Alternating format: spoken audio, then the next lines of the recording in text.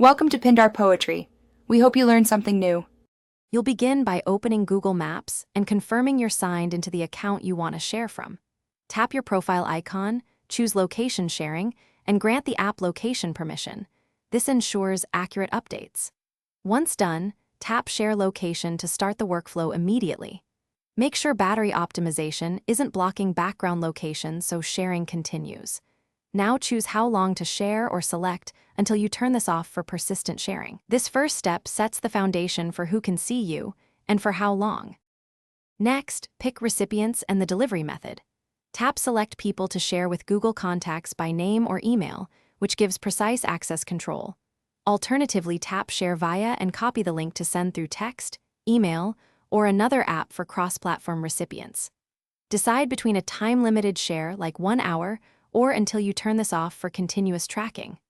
Once you choose recipients and confirm, Google Maps will start broadcasting your location. Make sure the recipient accepts or opens the link so they can view your live location.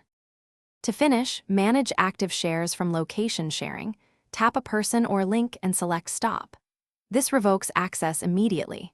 If recipients report stale positions, make sure your phone's GPS is on, Maps has background location permission, and Battery Saver isn't restricting the app. Toggling airplane mode briefly can reset connectivity.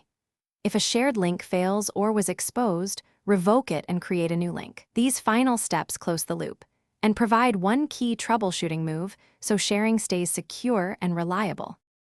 Thanks for watching. Consider subscribing if we helped you.